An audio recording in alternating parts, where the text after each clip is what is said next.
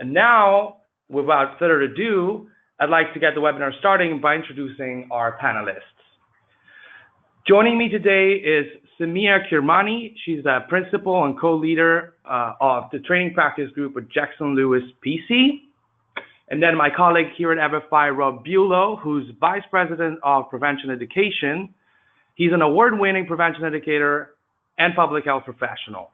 And last but not least, George Homer, also Vice President here at EVERFI, who has over 10 years experience helping companies deploy compliance and prevention programs. So we could not have thought of a better group of people to present on this topic today. And as you can see, we have a pretty tight and precise agenda for this talk. So I'm going to kick it off to Samia, who is going to start us off. Samia, the floor is yours. Great, thank you. I'm so pleased to be here and thank my friends at EVERFI for having me. As Michele mentioned, I'm a principal at Jackson Lewis, which is a national workplace law firm with 57 offices around the country focused exclusively on workplace law and related practices on behalf of management. Our tagline used to be all we do is work, but I think somebody realized that we're not supposed to use that anymore because while it's a really good descriptor, it was a terrible recruiting tool. So I have been practicing law and workplace law in particular since 1996. And what continues to stun me is that over the last 21 years, we've been talking about variations of the same topics. So here we are, decades after sex harassment was deemed unlawful, and we're still talking about it. So our challenge as human resource and legal professionals is that people are looking to us for answers to questions like, what if it happens here? How can we as an organization get ahead of this? How can we change our cultures if need be? So I'm going to spend the next 20 to 30 minutes or so talking about measures we can take. But before we talk about where we are, let's talk about where we've been. So neither the law prohibiting sex harassment nor the conduct that constitutes sex harassment has changed substantially in the last few decades. But what has changed is the sheer number of those who speak out, the volume with which they do it, and the audience they reach, all as amplified now by social media. So it all started in 1975 with Working Women United. Carmita Wood, a former employee of a university, filed a claim for unemployment benefits after she quit her job because of unwanted touching from her boss. The university challenged her unemployment benefits, saying, you can't get unemployment if you quit. And in response, she and a group of activists formed Working Women United and organized an in-person public rally where people came and spoke out about harassment in person. In November of this year, the New York Times, in an article, reminded us that 2 years after that rally, in 1977, Ms. Magazine published an issue depicting on its cover sex harassment by portraying a puppet with somebody's hand down her shirt. So next came the Vinson decision, almost 10 years later in 1986. In which the U.S. Supreme Court first recognized harassment as a form of unlawful discrimination under Title VII, which, as I'm sure all of you know, is our anti-discrimination law. 5 years later, what did we have? The next speak out was Anita Hill testifying about Supreme Court nominee Clarence Thomas at his televised confirmation hearing. So after that, cases were filed. There were splashy headlines about famous politicians and public figures, and they stole the spotlight and dominated discourse for some time, but nothing like we're seeing now, right? In 2006, Tarana Burke, an activist from Harlem, launched a movement called Me Too to aid underprivileged women of color affected by sexual abuse.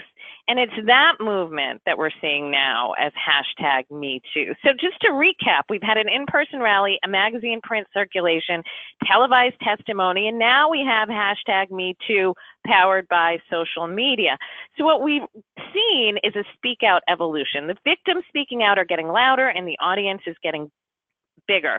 And the focus in recent months has been on victims of harassment raising claims against celebrities, public figures, the rich and famous, about conduct which by any measure is particularly egregious and salacious in character. And next up, in what we're calling the Speak Out evolution, are those who say not just hashtag me too, but maybe they say hashtag I heard, I saw, I witnessed. And we wouldn't be surprised if next we will see and hear speak outs, not just from the targets of harassment, from those who witnessed it. We also won't be surprised to see an uptick in claims against more than just those in the spotlight. No one thinks harassment is limited to the uber powerful and uber famous, or to those spotlight heavy industries like entertainment, news, or government.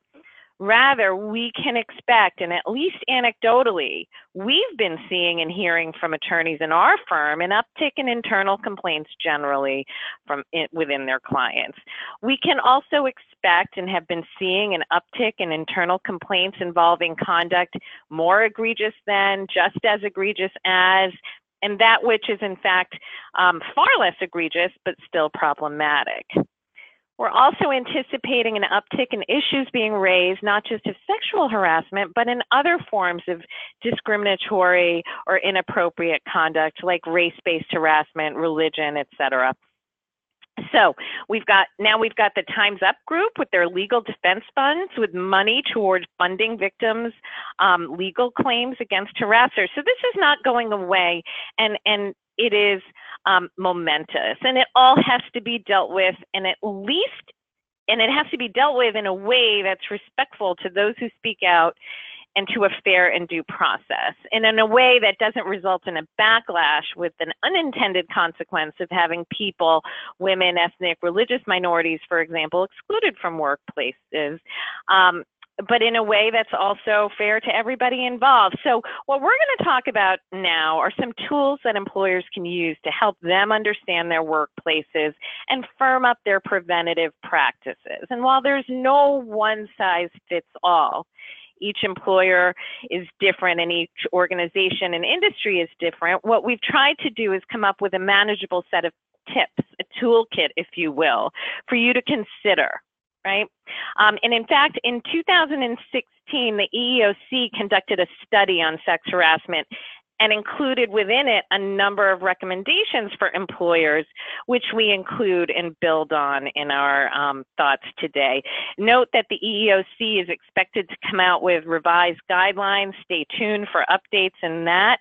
But before we get into our tips, we thought it would be a good opportunity for our participants to hear from each other. So please participate in our poll. So do you want to launch our poll?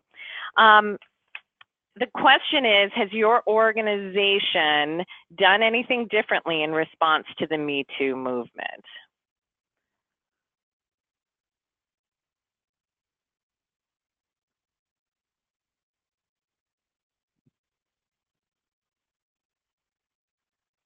Let's see. Have we launched the poll? So 62. So this is very interesting.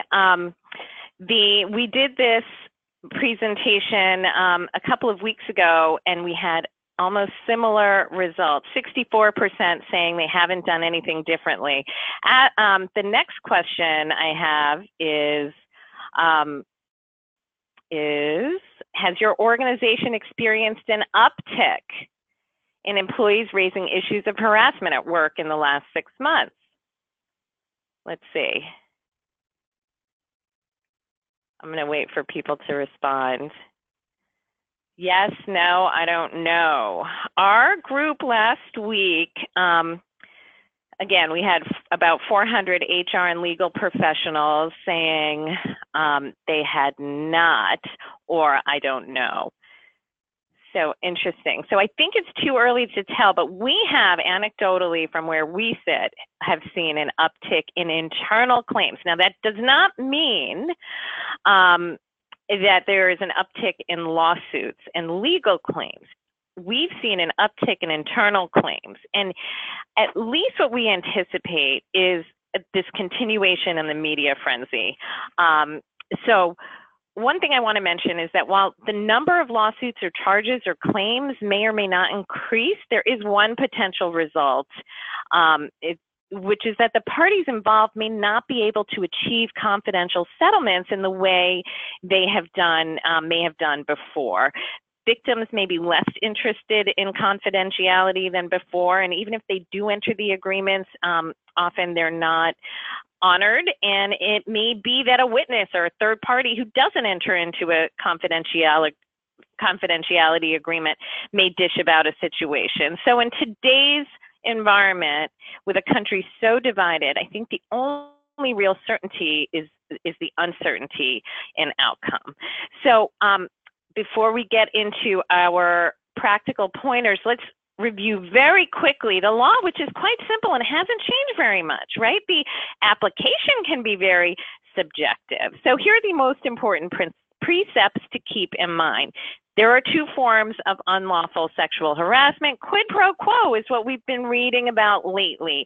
Not much gray area there. In fact, one has to assume that those engaged in it know it's wrong. They may not know it has a Latin name, but they know it's wrong. It's when someone in management conditions an aspect of employment upon submission to a sexual advance or sexual favor.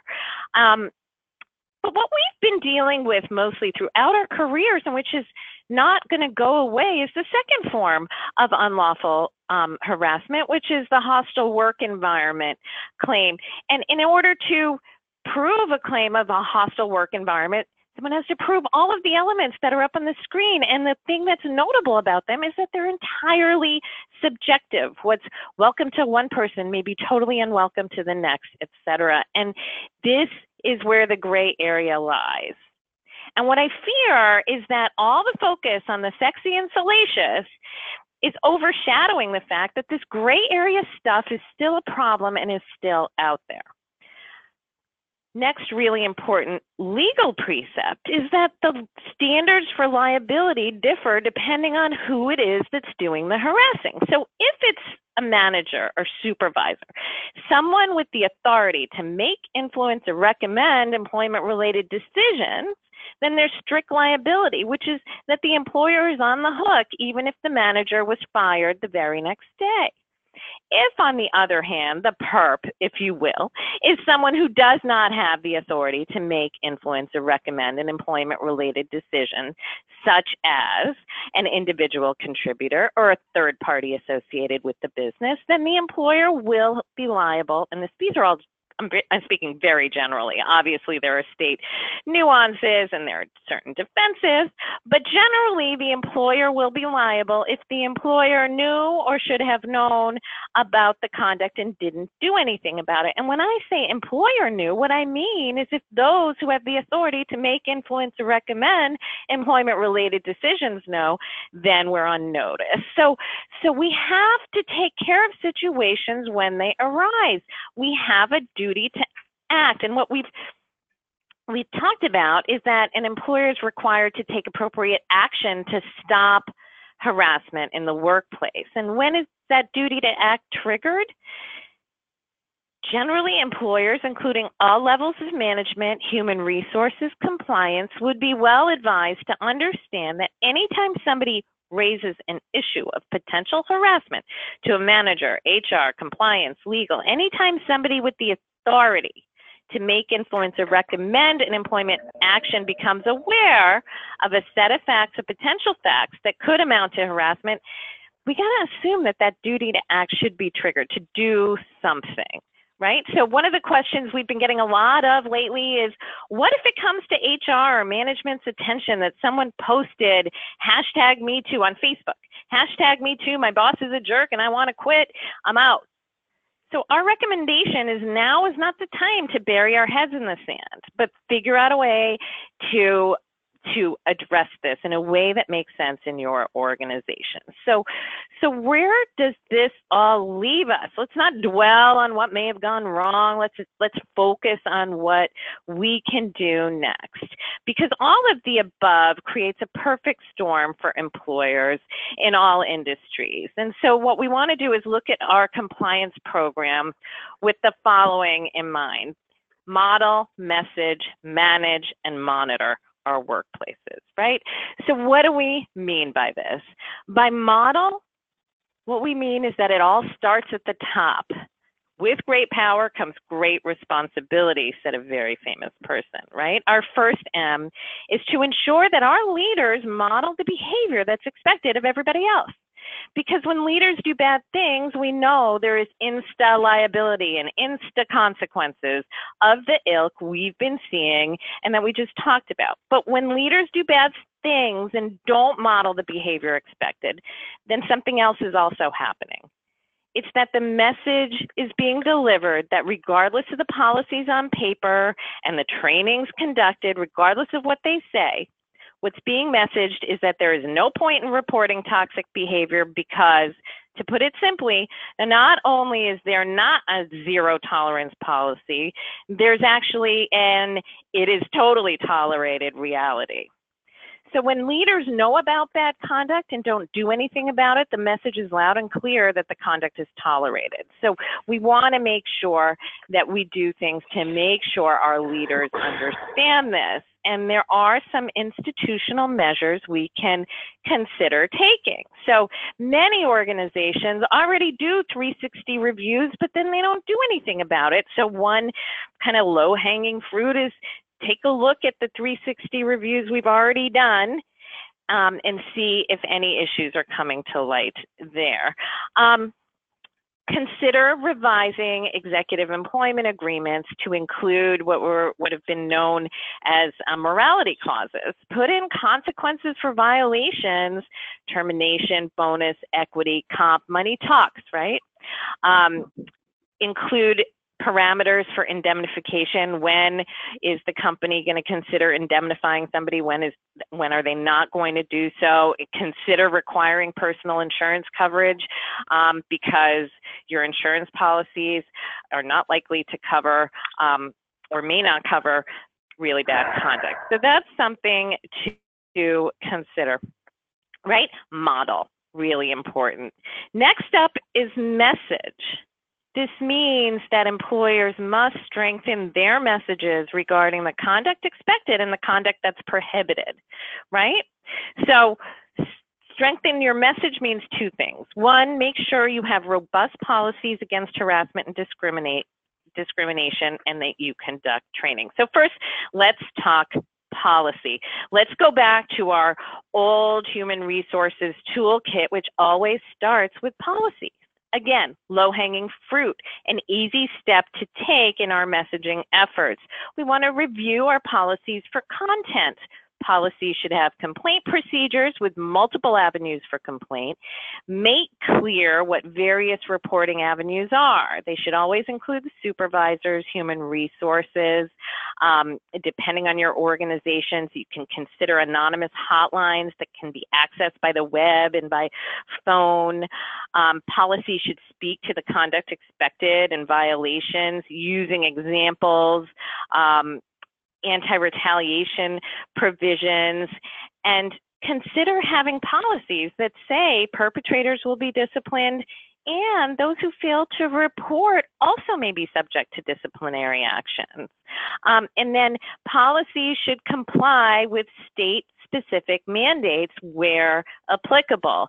For example, here in Massachusetts, policies must include state and federal agency contact information, among other things. In the last year or so, I guess it was within the last 2 years, California revised its sex harassment policy requirements, and there are other states, and we all know that California does things a little bit differently, but California is not alone when it comes to specific requirements for harassment policies, and it's always very surprising to me the number of clients we see whose policies are simply just not compliant. So not only should policies be robust and compliant, but they should be disseminated in a meaningful way. For example, do things so that it's clear from leadership that your policies are taken seriously. So this is just one example, an email from the highest level of leadership circulating your policies, right? However, what makes sense for your organization is what you should consider doing. So meaningful dissemination as well as review for content. Okay, our favorite topic, and for me, this is a topic near and dear to my heart. I am co-leader of the firm's training practice group and do a ton of training, and my friends here at EVERFI are all about training, so I'm going to let them talk about it. But my message and the EEOC's message in its 2016 report is train everyone and tailor the message to the audience. Right? There are many ways you can do this training, and I'm going to let the folks at EVERFI talk about it. And when you do training, also consider populations who historically you have not trained before. We are getting more inquiries than ever to conduct sessions, albeit short sessions. They come in different forms for boards of directors, for example, C-suites, to help them not only understand conduct that's prohibited, but also how to evaluate a situation, how to provide the appropriate oversight to their organization. So I'm going to pass it on to my folks at EVERFI to talk about that in a few minutes. But my next M, so the first was model, the next was message, now manage situations when they arise. We all know that we have to conduct appropriate investigations and take prompt remedial action when issues arise. And doing those investigations in an effective manner, claims rise and fall on the appropriateness of your investigation. So it's not fair to put all the burden on people who have not been trained in doing those investigations. So you want to make sure that those who are responsible for looking into issues know how to do it, and that they also understand appropriate remedial actions, right? This is basic stuff. Now, one thing I want to focus on when a situation arises, there is this big drive by boards, executives, our friends in public relations to publish the results of investigations and publish the fact that so-and-so was fired for sex harassment. Now, that's a new thing for us, right? Usually we keep things internally. And so we want to make sure employers are appropriately focused and thinking long and hard about what it is we say to our employees when a situation arises, if anything, and what we say to the public. And we should be careful about that messaging. And a big part of having effective preventative practices is making sure that your public relations team, your marketing team, those who are responsible for employee engagement understand what the issues are with publishing information about somebody's employment loudly and widely. And finally, monitor. It's not enough to check the box train or to simply say, well, we told everyone, or even go from crisis to crisis. Keep tabs on and monitor your workplace. In its sex harassment report from 2016, the EEOC recommended continuous self-study, quote unquote. We have so much to learn from ourselves. And so we want to understand our own culture. Is it a high-strung environment where people are not encouraged to focus on civility and respect in the workplace, for example? So how do we figure this out? We engage. No matter the size of your organization, if you really ask key stakeholders, where are we vulnerable? You can then tailor your prevention program to address baseline conduct expectations, as well as those specific to your needs. You have so much data at your fingertips to understand where your own vulnerabilities lie. And it's powerful data. For example, you can identify trends based on looking at the complaints that your organization has had to address, whether they're internal or external lawsuits or not in the past. And then you can tailor your prevention program that way. Monitoring emails, it's not a thing of the past. It is something that we should consider. And then to the extent we're not already doing so, keep tabs on the social media, what's being said about us out there, right? And finally, far too frequently, our own diversity and inclusion efforts are totally separate and apart from those in human resources and employee relations, and we think that they should work together, and that will help foster a more inclusive and diverse work environment, which in turn, the goal will lead to fewer harassment or discrimination issues. So before I turn it over to the folks at EVERFI, from my perspective, what's on the horizon is that we're expecting some more guidance from the EEOC. We're on the lookout there's a lot of legislation pending at the federal and state level, carving sex harassment from arbitration agreements, legislation to curb the use of non-disclosure agreements. We think there are going to be at least more internal claims and more issues raised, if not lawsuits. I think the jury's still out, no pun intended, on that. And I think what we've been seeing is just a general increase in employee protection legislation. For example, there are currently training requirements by law in states like California, Connecticut, and Maine. I wouldn't be surprised if other states, it's a best practice everywhere, as we're talking about, but I wouldn't be surprised if more states required it and required it for greater populations. So thank you so much for listening to me, and I'm going to pass it over to Rob. Awesome. Thank you so much, Samia. It's a pleasure to follow up on that. And for me, as someone who has worked in this space around prevention training and education for over 10 years, it's really exciting to hear you share these best practices, give this historical perspective around where we've been and certainly where we're going. But I also know that it can be tremendously frustrating to continue to see these issues occur despite all we know about them. And I think that, your setup around our focus on training is so timely for where we're at, because training is really about how we get ahead of these issues before harm occurs, before liability exists. And so, now that you shared that guidance from key entities, provided recommendations around how to put it into action, I think it's really important for us to take stock of the challenges that might be standing in the way of us executing effective prevention initiatives. So moving forward, before we actually dig into those challenges, though, I think it's really important to recognize that organizations are already taking really big steps forward in alignment with the best practices that you outlined, Samia, and certainly known best practices from a training perspective. We're hearing about the great work happening with organizations in the EVERFI network. We're seeing companies like Vox featured in the Wall Street Journal about their new approach, other companies in the news. The organizations you see sampled here are expanding and elevating the scope of their compliance trainings, requiring participation from all employees rather than a small subset, and that's including employees at the highest level, like their board members.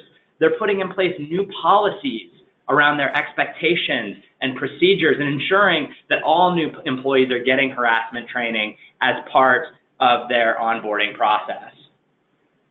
So moving forward to the next slide, I want to dig into that last point about timing being a really critical principle of prevention, ensuring that we're delivering the education and training to the right people at the time when they're most likely to benefit from the messaging, when they're most open to it, when they're most likely to need it. So certainly, we want to ensure that newly hired individuals are being acclimated to those cultural norms, values, expectations that you talked about, Samia, when it comes to supporting and promoting a respectful and inclusive work environment as soon as possible as part of their onboarding process.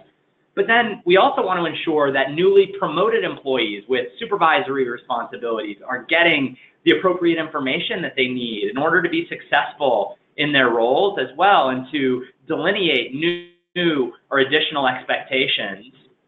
So those are two times, promotion time, when new employees are coming in, that they're likely to benefit from training and education. But also think about your organization's yearly cycles. Are there specific times that are critical for some of your employees when they're traveling together on the road, networking with clients, informal social environments like receptions or happy hours. I think this is an example of a time when some employees may benefit from additional targeted training or messaging to equip them with the tools and skills that they need to really engage respectfully with their colleagues and to step in possible situations of harm.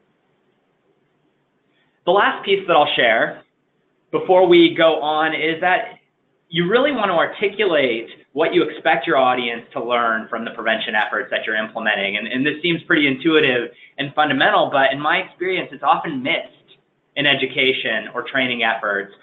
Too often, learning objectives are focusing only on knowledge acquisition.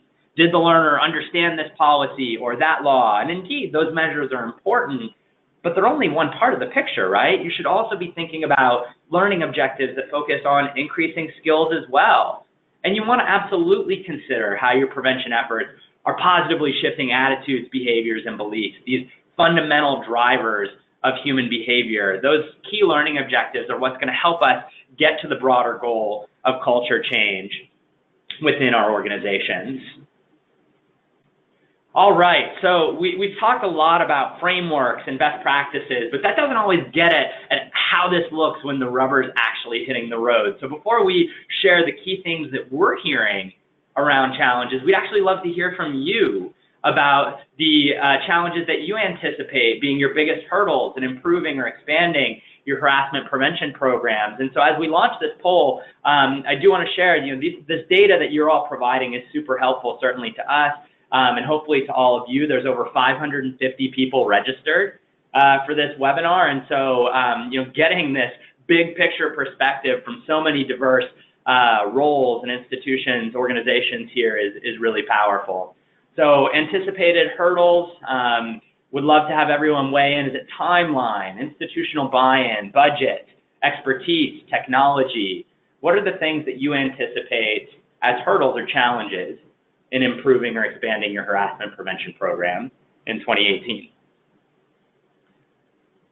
So we've had just about half of folks voting. I want to have a few more people weigh in here.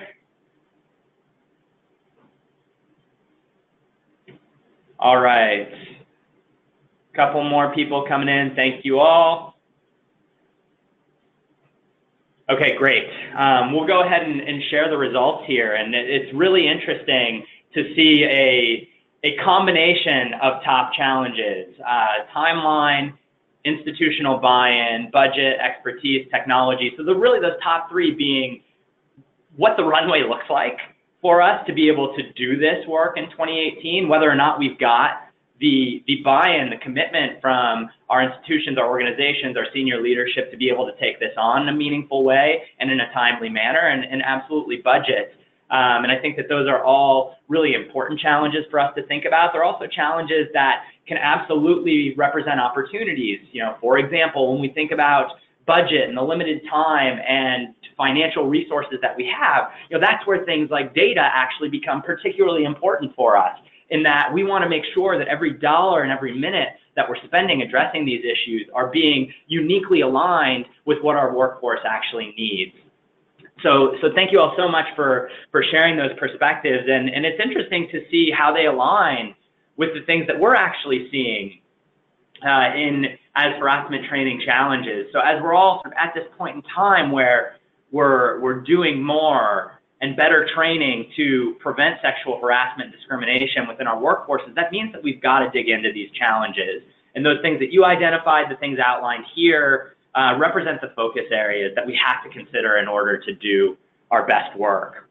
So the first one's around timeline. And I think the overarching theme of this national conversation is that harassment prevention training in 2018 has to look different from harassment prevention training in 2017, or really at any point in time up until now, particularly at this point of heightened accountability and expectations. It's a reflection on our organizations, the speed and the quality with which we're responding to this national conversation. So how do we strengthen sexual harassment training now?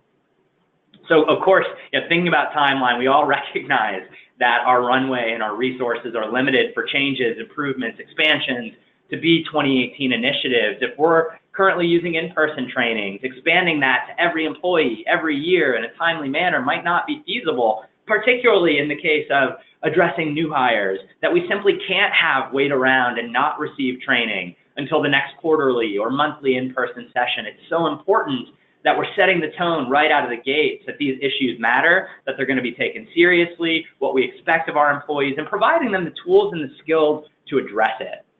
And then with revamping online programs, totally recognize the challenges there for quickly building and testing new content, creating learning management systems and deployment mechanisms for your entire org, developing robust ways to collect that impact and outcome data. Certainly timeline is a critical challenge.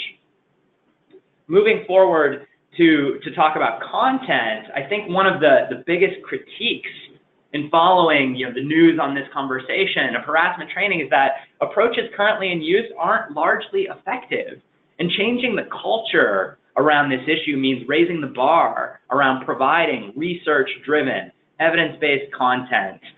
How do we provide information that's going far beyond defining harassment and focusing on what not to do? How do we offer engaging content that's giving people the knowledge, skills, and social support to step in when they see a problematic situation? And we know there's been a lot of subpar quality content available out there, and not all companies have the subject matter expertise to build an impactful training program themselves. The previous poll, we saw 14% of folks saying that expertise was a limiting factor. And those that might have that expertise in place might not have the time, design skills, administration tools, or data capabilities to bring it all together. Good content that isn't reaching the right people in the right way, unfortunately, isn't going to hit the mark around making impact. So, building on content, we have to be sure that the training that we're offering is accessible, relatable, and engaging to the diverse employees at our companies. ADA compliance and ensuring accessibility for all learners, particularly learners with disabilities, is absolutely a minimum requirement. That doesn't mean it's easy, though. It can present significant challenges, particularly with regards to digital training. And in addition to that, recognizing that certain employees are going to resonate with different learning strategies. And when we're using digital training, they might have a pretty high bar around the design and interactivity of that material, especially if they're being required to go through those trainings. And one piece of feedback I want to share with everyone that we get pretty regularly here is how much our learners actually appreciate being able to go through this material at their own pace in a safe, private environment. I think particularly given the sensitive nature of these topics, it can be difficult for people to ask questions or fully participate in group settings. And it's certainly always good practice that we're sharing information on resources in tandem with these trainings. All right, impact. It's really the crux of all of this. As organizations across the country are investing in stronger programming, the natural questions that I hope are emerging are, how do we know any of this is working? And where do we focus next? So collecting data, as Samia was talking about on our efforts, is really the best way that we know the impact that we're having. But not just, are we getting a return on this investment in terms of impact, but also giving us insights to guide our future efforts in a targeted and intentional way. And as I shared before, this data's got to go beyond knowledge gain to actually look at attitudes and behaviors, because when you do that well, training surveys and workplace climate surveys are going to give us insights on the true prevalence of what's going on with regards to sexual harassment, whether or not employees feel these issues are being taken seriously, so the opportunities that we have to be more visible around our commitment, and how confident they are in their ability to actually intervene effectively. And the value of having this data goes far beyond just those that are providing training. We're seeing senior executives asking for this data to inform strategic plans and even benchmark against other leading organizations. And that's really exciting, this move towards transparency and results in the direction of best practice. So the last thing I'll leave you all with is administration. So it's one challenge to produce quality content, another to design it in engaging ways and actually assess the impact, and then another challenge entirely to get that training to its intended audience. So many companies thinking about expanding training from a small subset of their workforce to every employee every year. That's a huge deployment jump that can be really challenging for in-person only approaches. So as these orgs are evaluating online training options to address that challenge, it's really important for them to find a platform that enables easy administration, integration with existing systems, customization options to reinforce our organization's missions, functionality to track who's completed that training, required e-signatures for policy attestation so that we have that in our record keeping, and then absolutely built-in data collection with real-time impact insights. So as one of the largest providers of corporate sexual harassment prevention training, this national movement has also forced us here at EVERFI to broaden our approach in 2018 to think about training more expansively for our partners who, like many of you joining us now, are also planning on growing and strengthening their training plan. So I now want to turn it over to my colleague, George Homer, to have the opportunity to talk about what we're going to be doing differently to serve you better in 2018. Thank you so much, Samia and Rob, for your insights and best practices on bolstering our 2018 harassment prevention programs. As you may recall, during your registration for this webinar, we asked you the question, how will you expand the scope of your harassment prevention programming in 2018? Almost 1,100 of you responded. As you can see, nearly 60% of you have specific plans on what you'll be doing differently in 2018, and that's great. We hope that after hearing from Samia and Rob today, there's even more clarity on what types of initiatives you'll prioritize in 2018. Speaking of prioritization, I've been helping corporations build and deploy harassment prevention programs for over a decade, and I know from experience that when an organization endeavors to revamp its harassment prevention program, that it can be a daunting, even or maybe especially for large organizations with dispersed populations, extremely challenging. Given the majority of you on the webinar today will be taking a new approach in 2018, I'm sure there's a level in anxiety in how exactly the elements should be prioritized. You may have this nailed down already, but this is a simple device I use with clients as a starting point to understand how much exactly we can and should tackle in any given year. So again, this sample timeline may not be yours, but as Rob and Samia mentioned, this is a daunting task, and this can help you map your own plan and prioritization. This slide is intuitive, but to overview this quickly, many of you will be deploying a climate survey or other instrument to assess the climate of your organization around harassment and discrimination. That typically would be deployed prior to a new training initiative. The mapping of your training plan typically comes next. Who are you training? When? Will there be different content for different employees? Will it be live or in person or online? Communication planning matters. Companies like Amazon or Vox Media, they're striving for 100% participation. The internal promotion of these events are critical to their success. As Samia knows well, we're seeing an uptick in harassment policy updates. That's something you'll want to be reconciled with your training and ideally incorporated into your program. Impact reports will be significant in 2018 as boards and executives seek measurability, not just completion rates for these company-wide programs. If helpful, I'm happy to send out a copy of this slide. Just put a note in the comments section and we'll send that out. Now, as I mentioned, EVERFI has been a leader in harassment prevention for over a decade.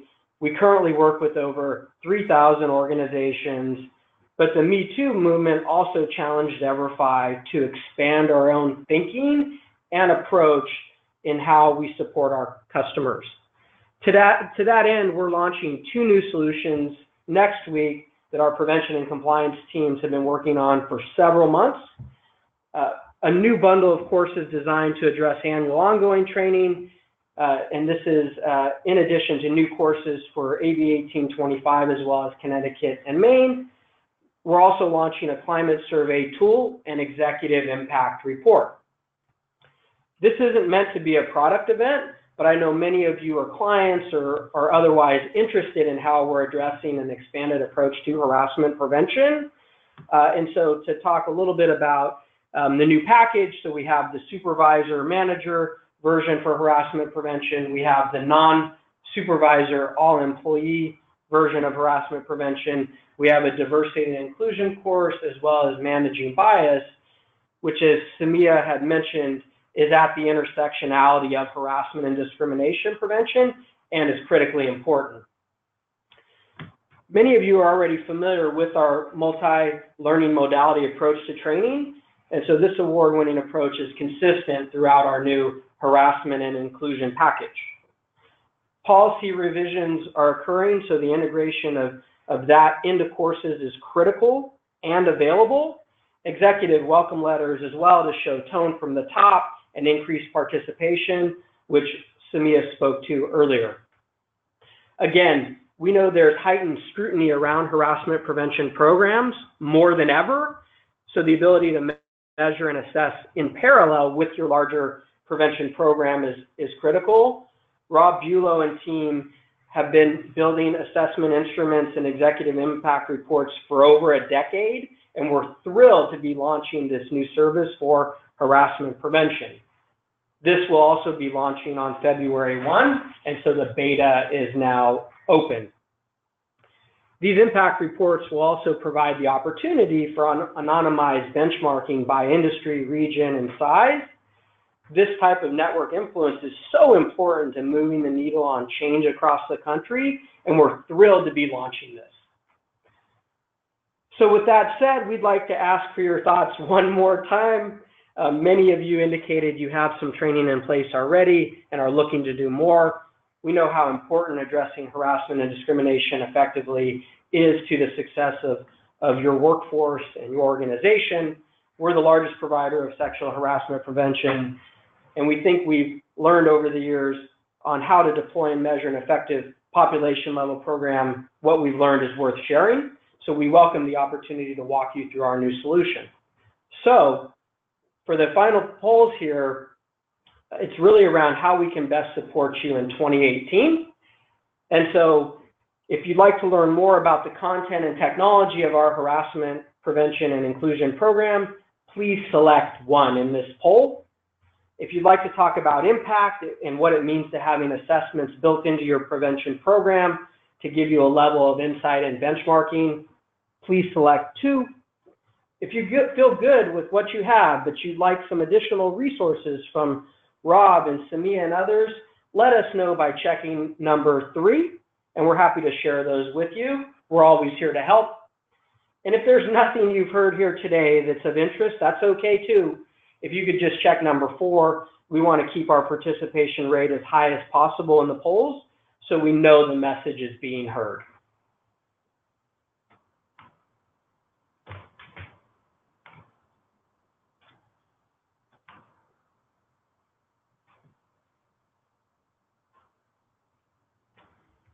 This next poll is how Jackson Lewis can support you as well.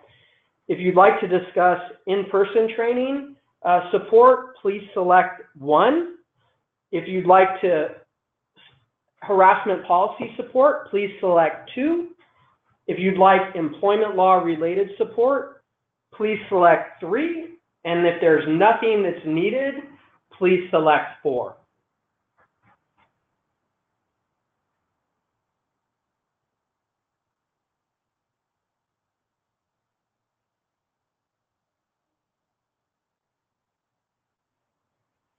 With that, thank you so much for your active participation in our polls and for your time today.